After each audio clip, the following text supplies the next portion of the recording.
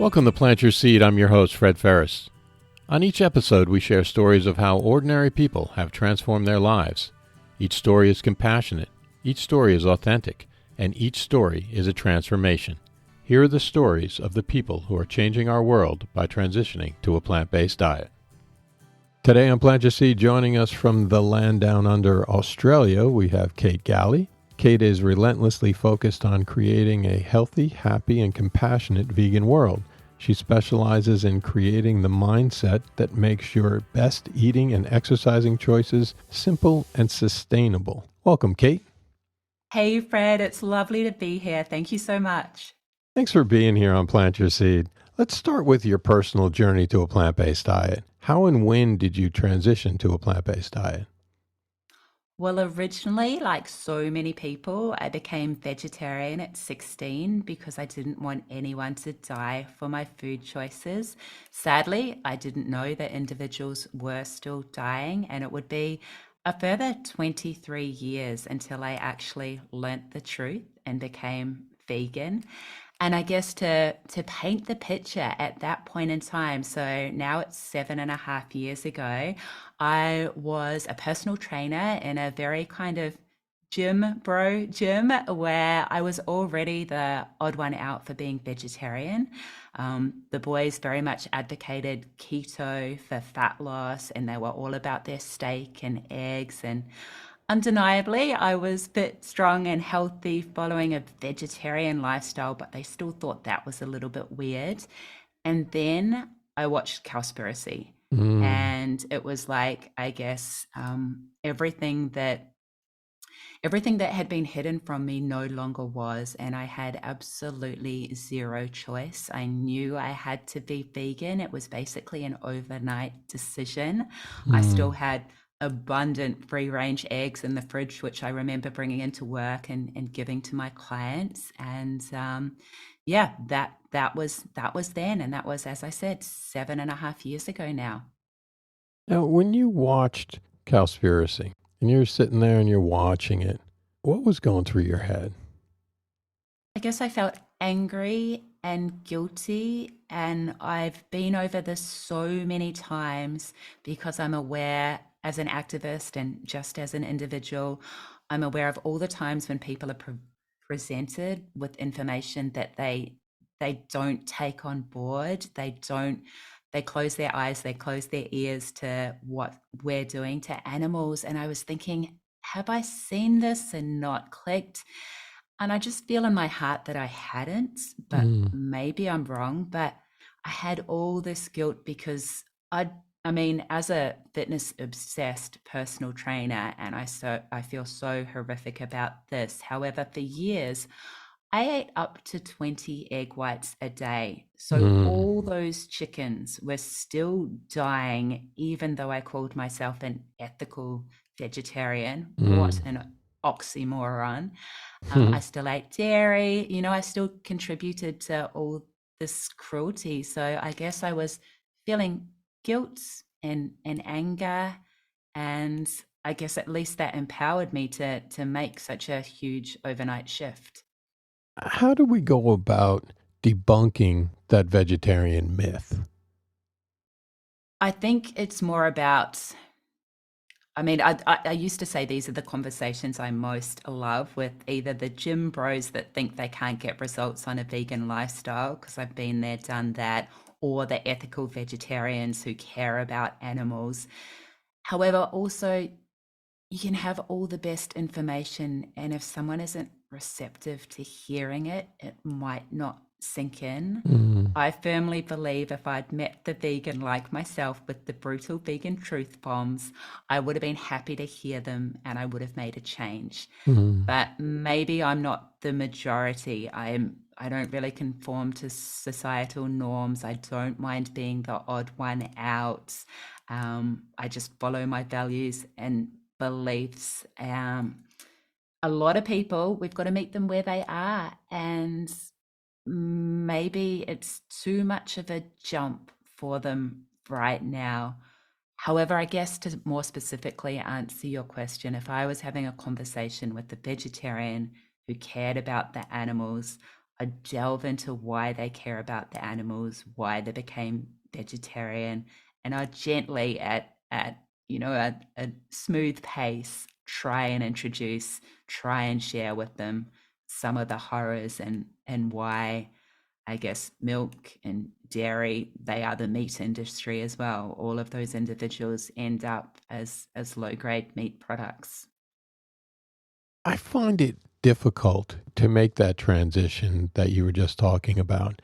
The transition from trying to inform and then, in a way, persuade. You're just trying to give them the information, but you don't want to be preachy. What is your approach? I've changed a lot over the years. I did the street activism for a few years and early into my vegan days, and I very much was the preachy, shouty, judgy vegan. I was just so angry. And after lots of conversations with other activists and lots of brutal feedback Hmm. from loved ones, I've softened my approach, and it's more, and you'll relate to this, Fred, it's more about planting seeds Mm, than trying to convert someone on the spot. As much as in my heart, I want a vegan world tomorrow, and I want my conversation to have such a powerful impact that someone changes their life today. It's just, I don't think, always the most effective approach to come in wanting that outcome. So now I kind of want to come away from a conversation feeling like I've planted a positive little plant based seed. They're still open to further conversation. I heard a vegan psychologist say, um, if you attack someone, they'll put their defenses up, which true. has absolutely been my experience. If I come Hmm. in with those brutal truths, even if they are true, which they are, the defenses go up, their body language changes, and they're just not open to hearing or receiving anymore. Sure. That's very true. Did you notice any positive changes or negative changes when you transitioned to a plant based diet? I actually didn't really. I was in a pretty good space with my health and fitness, and I was vainly very terrified that maybe I'd lose some muscle and put on some fat and become that skinny, sick vegan that everyone in the gym assured me I would become.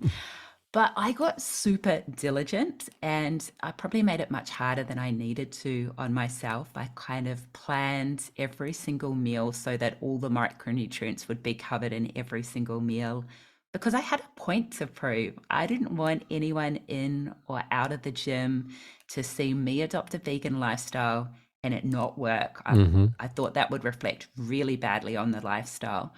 So far as physically, nothing really changed. Fitness wise, nothing really changed. Mentally, it was a huge weight lifted off my shoulders Mm, because even though I feel like I hadn't been ignoring all the information, all the cruelty that I was still contributing as a vegetarian, at some level, at some subconscious level, I was probably aware that it wasn't all as happy and pretty as the eggs and dairy packaging suggested and the mhm. marketing propaganda suggested. So yeah, the main difference was just that heavy weight of incongruence that was lifted. So mentally, you felt like you were more aligned with your values. Would that be a correct statement? 100%. Yeah. How did you go about educating yourself as far as knowing what micronutrients or whatever to put into your food so that you wouldn't have a problem? I think we're so lucky now. It's really easy so far as online resources and websites and YouTube and podcasts. And it's amazing how once you start Googling something that you've never looked into before, there's such an abundance of information, Mm, whether it's the amazing Dr. Michael Greger or Dr. Will Bolsevitz or some of the mm, amazing YouTube creators that are just making beautiful recipes and putting them out there for free. I just did a deep dive and there was so much free information to be devoured. And as I hinted at, I probably got it a bit wrong early days just because I was all about the perfect micronutrients. And my meals didn't taste that delicious because I'd Mm. be adding spirulina to everything. And gosh, it's good, but it's not delicious. And I'd come out of that low carb, high protein personal trainer lifestyle, and I was still trying to do low carb vegan. Mm. Stupid me. I didn't embrace legumes and potatoes and all of that for another year or two, actually. So I Mm. made it hard on myself, but the meals were high quality. And then probably after 2 years, I guess I was following enough of the recipe creators and also the gym the gym guys and gals who had amazing bodies and seeing what they ate. Mm-hmm. And I just started to up the deliciousness in my meals. I had the micronutrients, but I also had the supreme food joy, which is very necessary. You mentioned that you had a bunch of eggs in your fridge and you gave them away. Did you struggle with anything when you first became plant-based? That was probably, so far as food, the eggs one was probably the main one because I'd been vegetarian for so long, but eggs was something I really relied on in forms of omelets and protein Mm-hmm. pancakes. And I really didn't know how I was going to replace them. It would be probably a further couple of years before I nailed an amazing tofu scramble and learned Mm. how beautiful that was. But actually, early days, I think I was still scared of soy. I was believing the myth that Mm. actually big dairy propagate that soy mimics estrogen in the body and is bad for fat storage in certain areas. I believed that. Again, I jumped online, I did my due diligence, I learned that those were myths. I embraced soy and all its variations. And so not too hard, just from, holding on to some of my wrong preconceptions prior to going vegan. I had to let go of them. But really, it was so much easier than I expected it would be. Did you struggle as far as your family was concerned? Because you mentioned that you had taken some brutal truths from your family that you had to take in. What was the reaction of your family? 100%. This is the biggest struggle, and I would say almost the only struggle, really, apart from having to deal with the horror of what we do to animals. Relationships with loved ones, very much the hardest thing. It has been such a journey for me. My dad really is the anti vegan, and Mm. around a decade ago, he even had a business selling meat to top end restaurants here in Australia. And as a vegetarian, I was an embarrassment to him at that point in time. When I became vegan, they were both pretty disappointed. Mum was the most amazing cook who shares and shows love with food. And it Mm. had been a struggle for her when I first became vegetarian at 16. And she'd learned how to work around it. And then when I became vegan, they were both pretty disappointed. However, I live in a different state to them. I only see them a couple of times a year. I tried the old emotional blackmail strategy Mm-hmm. ineffectively, where I remember for my 40th birthday, they were asking what I wanted for my birthday. And I said, all I want, I don't want any presents. I just want you to watch What the Health. Just give me 90 minutes, watch What the Health and see what you think. And they didn't. And that was disappointing. And I felt like, I think lots of your listeners might relate to this. When something is so important to us, perhaps the most important thing in our life, and we've made such a huge lifestyle change, and the people you love most just don't even take the time to try and understand it, Mm-hmm. that can be really hurtful. And it was for me. And I guess the tipping point where I had amazing success with my dear mum was a few years in, maybe 3 years vegan, 2 or 3 years vegan. I was coming home for Christmas, and Christmas is a big event in our family. It's all about the food and connecting. And as I said, mum's an amazing cook, and I help her out. And at that point in time, I was going to regular activism events as well. So I was very vegan. And mum rang me up before I came home and she said, Katie, I'm really worried about Christmas. I'm really worried about what we're going to do with the food. And unless you want to mastermind an entire vegan feast and sell the family on it, I just don't know what to do. And I was like, oh my God, amazing, done. Vegan feast. I'm absolutely in. Can you sell the family on it though? So, anyway, I came home for Christmas. I made 6 new recipes that I'd never tried before. They were all amazing. I worked so hard. It was delicious. Everyone loved the food. Sadly, Dad insisted on having chicken and ham there as well, which I found really insulting with all the work I'd gone to. Mm. And that was, mum really appreciated that because the day was a success. I worked hard. The day before I was due to fly home to Sydney after that 2-week visit with them, it was the morning. I still had the whole morning to go. And she said, Katie, can you put What's Health on Netflix and watch it, What the Health on Netflix and watch it with me? And we watched it. And mum was super moved by it because she had been a nurse for 30 years and she Mm. really got the fact that healthcare is about sick care and it's about medicine for the rest of your life. And it should be about preventative and lifestyle change. And she said, I'm going to try this vegan thing for 2 weeks. And we went to the markets and we loaded her up with food. And then I flew home. And that 2 weeks actually turned into years. And Really? Dad still remained the anti-vegan. It wasn't good for their relationship. It wasn't good for my relationship with Dad. But I couldn't have been more proud of my mum. How does that affect you as far as your dad? It's really hard, hey, and maybe this gets a little bit heavy right now, but it's the truth. It's really hard because it brought mum and I so much closer. We would bond every single week. We'd talk to each other a couple of times a week. She was my person, and we'd kind of debrief each other on all the annoying things non-vegans had done that week, everything we'd had to bite our tongue over. She'd be kind of guiding me to be more loving and compassionate and lead with delicious food. And I was very much more that angry vegan, just want to shake these ignorant people.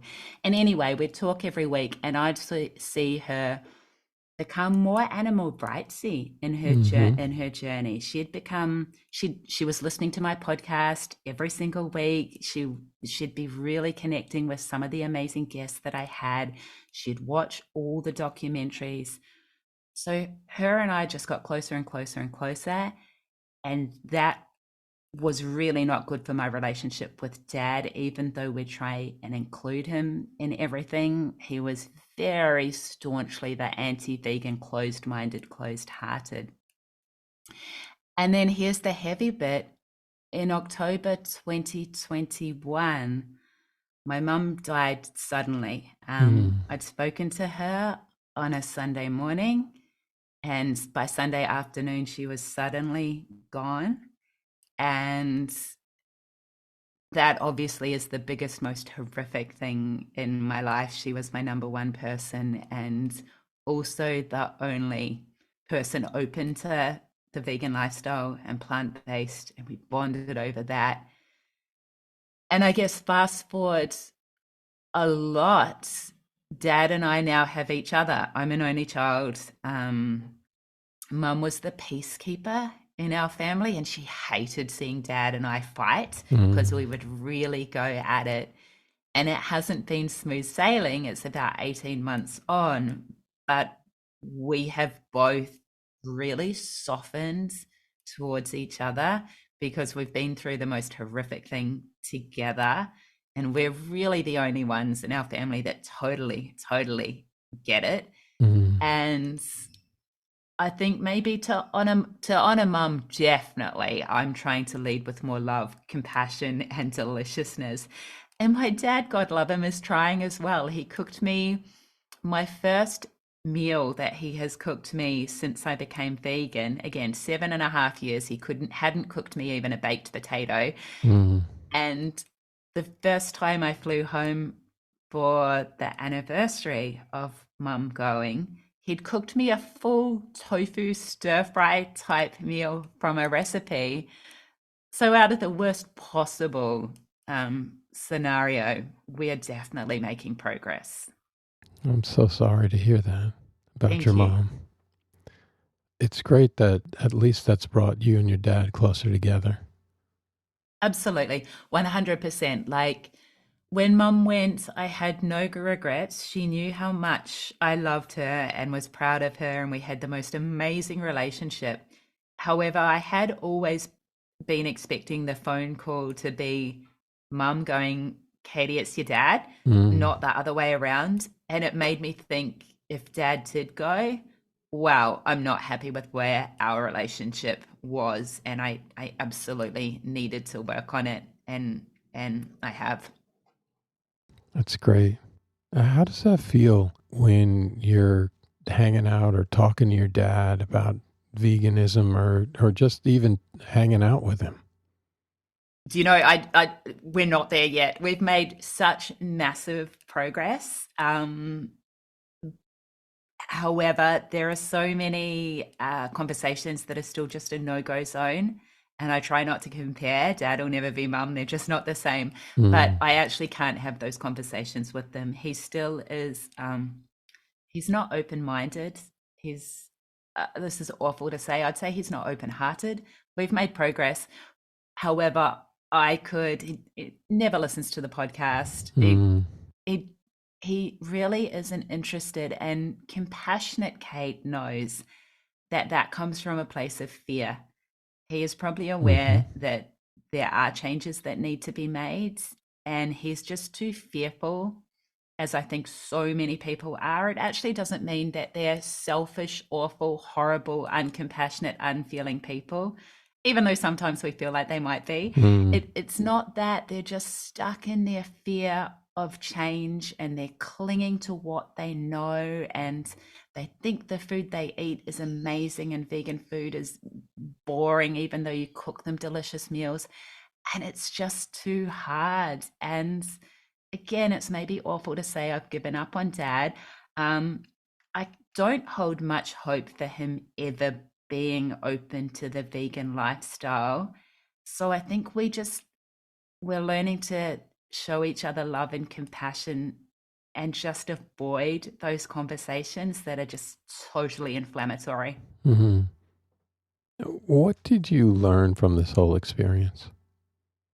Apart from the importance of working on my relationship with my father, because you never know when someone goes, and obviously life isn't fair, I also learnt that the very worst thing can happen, the thing that you don't even think about because it's so horrifically bad. Like, I never even considered mum dying, just A, because she was so vibrant and full of life, Mm-hmm, and B, because it's just too awful to think about. However, the worst thing can happen and you keep going on. mm, Maybe you're numb and in a daze and in shock for 12 months, which I probably was, but then you keep going on and there's joy and happiness in your life again, and it's never the same and it's never less sad or easier, but you do go on. Speaking of conquering your fear in a different way, what gave you the courage to start your project? My recent project is the Plant Positive Journal. That is the thing that I am most passionate about right now. And it is a step by step guide to master your time and your mind while living a plant based lifestyle. And it's a little bit of a homage to my mum, actually. There's a dedication on the first page to her, there's recipes in it. It's my little vegan Trojan horse, which, I mean, it's so beautiful that people, non vegans, gift it to non vegans. So I'm just wanting it to infiltrate the non vegan majority and spread all this love and deliciousness like my mum did. So far as your point about having the courage to overcome any fears, well, that is definitely thanks to what I like to call the business from hell. So this might sound like a bit of a diversion, but back in 2008, I bought into a gym franchise that was absolutely the business from hell. It was a money hemorrhaging, horrific experience. And a couple of years in, when I decided, like so many dramas, I couldn't possibly go into them, they'd be a podcast in themselves. But living in that experience, basically, it taught me what I don't want in life, which is at least as important as learning what you do want in life. And it also taught me to back myself 100%. I was the only one that was going to get myself out of that situation. You know, it was a business where the franchise fees would come out on the first of the month, no matter what money was in the account. So regularly, I'd be taking cash off my personal credit card, putting it into the business account so that I could pay my team on time, because part-time personal trainers are never, flush with funds. So it was important. But just drama after drama in that business. And I just dug deep into self-development and all the, was it even podcasts? It was probably audiobooks back then. And would just spend hours listening to this information to help me get my mindset right, to cope with the situation I was facing. And I remember when I was finally selling the business, and I had a business broker, Murray, and he was this grizzly, tough old man who'd been through a lot, obviously. And he said to me, Kate, when you finally escape this business, you need to write a book, because this business is a soap opera. And it really was. Everything that could go wrong did go wrong. And that's not why I wrote the book, but that is why I back myself, because I just learnt that you can never have certainty in what's coming today, tomorrow, or even next month. You can never have certainty in what life has in store for you, and you can't control it. However, you can have certainty in you. And that is what I call backing yourself 100%. What is it about people, health, and fitness that makes you so passionate? I first got into personal training because it was the thing that I never got sick of talking about. If friends and random strangers in clubs back then used to ask me about it, and I never got sick of it. There's so much to it. It brings out the best in you. Personally, I was such a moody little teenager. I was into art. I wanted to be an artist. I was very self-obsessed, and I'd create art about, gosh, even back then, I'd create art about dying animals. I guess that was a passion then, but it didn't make me happy. It was all about spending time alone and with my thoughts and everything that was maybe wrong in the world. And health and fitness, when you're a personal trainer and you rock into the gym, you have to choose your mood. It's not about you, it's about the individual you're spending one-on-one time with. And you have to walk the talk. And that's great for your clients. However, it's even better for you. So that's one of the many things I love about it. And then combining that with the vegan aspect of health coaching, you're just helping people to open their eyes to a lifestyle that is not only best for them, which is most compelling for most people, it's also the best for that environment. And number one in my heart, it's the best for the animals as well. What are some of the common misconceptions about training and a plant-based diet? I guess most people just think eating plant-based. Is it still most people? I don't know. I think the truth is getting out there, but an old misconception is that it's just lesser. You're weaker, you have less muscle mass, you have less energy, you're not going to be as effective and efficient in the gym. There's not going to be as much food, as much joy in your food. I really do think those myths are getting busted with amazing Olympic athletes like Dotsie Bausch and Fiona Oakes, the ultra marathon runner, and of course Rich Roll. Maybe I live in my little vegan bubble, but I really do think the information is getting out there. Yeah, we hope so, right? For sure, that's our mission, right? Uh-huh. What is the most important thing that you've learned over your years of personal training? Definitely, it's about the relationships. I've been a trainer 17 years now, and I've had some of my clients that long. Hmm. Most of my clients I've had over a decade. I haven't taken on clients for years. I've been at capacity. They're so loyal, and it is because it's about the relationships. They genuinely care about my clients. I'm super focused on them within our sessions, and it's not about the flashiest gym or the flashiest personal trainer or the next quick fix program or approach to nutrition. It's none of that. The basics, you can make it as complicated or as simple as you like, but the basics work. And for someone to turn up week in, week out, they need to know you care about them, and you actually genuinely do need to care about them. Now, I read something that you call yourself an extreme non-natural athlete, non-genetically gifted, and naturally uncoordinated. Now, what made you want to become a personal trainer? Yeah, that's a really good question, right? I actually probably became a personal trainer almost a decade after I wanted to become a personal trainer. I've probably been gym obsessed since I was about 18. I'm 46 now. And I originally, when I first moved to Sydney, worked in fundraising for charities, amazing not-for-profits, and it was fantastic. And I did that because I didn't have the confidence to become a personal trainer. I loved the gym. I loved health and fitness. I loved talking about it.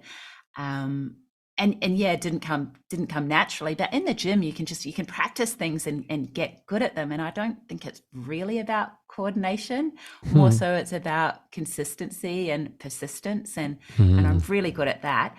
I'm certainly not genetically gifted. I'm scrawny on my upper half and kind of prone to being heavier on my lower half. And what I love about the gym is it lets you choose your curves. You can add Hmm. some muscle to your upper body, and you can lose some fat from your lower body, and you can make the best of what you've got.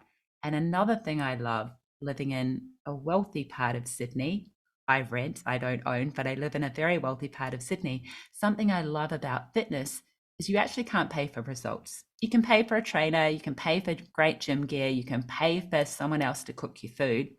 But if you don't put the effort in, you're Hmm. not going to get the results. So effort really counts. And I love that. Anyway, I think I was 28, 29, and I finally decided you're going to be too old. That's a myth, but you're going to be too old to become a personal trainer if you don't do it now. I had Hmm. a kind of prompt at work that encouraged me to quit on the spot, and I became a personal trainer, and it's been 17 years, and it's funny that most people might rock into a gym and meet me and think I'm confident in the gym. It's probably the only place I am confident, but I guess the lesson is you can learn all of these skills and you can get comfortable in these environments where maybe you wouldn't normally be comfortable. Now, I guess I have to ask. I'm really curious. What was the prompt at work that made you quit? So that was when it was back up. So one of the most important things to me is living my life aligned with my values and Hmm. beliefs. And freedom and integrity are the top two. And I was a team leader at this not-for-profit. We worked on behalf of some of the most amazing charities in the world. And but it was we worked on behalf of not for profits, but it was actually a profit fundraising organization. And long story short, I had a team of a lot of individuals, loved my team, loved my colleagues. The place got robbed one night, and the CEO suggested to me that she thought it was one of my team. Hmm. And I knew it wasn't, and I just cracked it. I think I'd kind of been thinking about the personal training career for a while, and I was like, I can't work for someone who thinks someone on my team would be responsible for that. And so I handed in my letter of resignation. It wasn't accepted happily. However, happily I left, and it worked out for the best. What is one habit or hack or even tip that you might have for our listeners to stay on track with their plant-based diet? I would go back to that so defining or eliciting your most important values and beliefs. So values are those states or emotions that you're most drawn to, that you live your life by, and beliefs are basically anything that comes after you say I am. I am a compassionate person. I am an ethical person, whatever it may be. In relation to living a plant-based lifestyle, align the daily actions you need to take or align the plant-based lifestyle with those values and beliefs. So for me, if freedom is hugely important to me, the freedom of the animals is massive. How can freedom be everything and yet my daily actions are enslaving and slaughtering many animals? Integrity, obviously, that's probably the number one. If I say I'm a person of integrity and I say I love animals and I say I'm opposed to unnecessary suffering, well, I need to be vegan. I need to live a vegan lifestyle, or else it's completely incongruent. Very true. Now, you mentioned What the Health, but besides What's the Health, is there a cookbook, book, or documentary that you would recommend to someone who's transitioning to a plant-based diet? You said documentary. I have to mention Dominion, the Aussie documentary by Chris Delforth and the Farm Transparency Project. I just want to shout out to it because it's absolutely phenomenal, and they're doing powerful things here in Australia in a place where it's tough to do powerful things to change the status quo right here. However, if someone's just looking to transition to plant-based, that's probably the old angry vegan Kate recommendation. The probably more helpful recommendation is Dr. Will Boltzevich's Fiber Fueled. That is amazing. As the gut health MD, he is passionate about the guts and our microbiome. And before I read the book, I thought, oh my God, how boring. I read the book and he makes it fascinating. And I'm fascinated by gut health as well. So anything he writes, he's written a couple of books, I highly recommend, because he just has that positive, helpful energy, non-judgmental, that if you're just curious, you're just starting, that's probably what you need. You probably don't need the slammed in your face, brutal truths. You need a bit more fun and supportive. That's true. Now, finally, can you give me one word to describe how you felt before you became vegan, and one word to describe how you feel now that you are vegan? Definitely deceived. I guess I didn't know that. I was ignorant to what I was ignorant to. But pre-vegan, I was an ethical vegetarian who was doing it all for the animals. And so I was definitely deceived. Now, vegan, I feel congruent. Obviously, I've still got a lot of work on to do in other areas of my life. But so far as the vegan lifestyle and not causing unnecessary harm and suffering to animals, I feel so much more congruent. So deceived and congruence. Yes. Nice. It's such a pleasure speaking with you. Thank you so much for taking the time. What is the best way for people to follow you and support you on the web and Instagram and social media in general? Fred, it was my huge pleasure to thank you so much. My main website is the best place to connect with me. You can learn about the journal. You can learn about my Healthification podcast for all your podcast fans out there. I have over 800 episodes with passionate and compassionate authors, activists, athletes, doctors, and entrepreneurs. It's a venture of the heart. So my website is strongbodygreenplanet.com.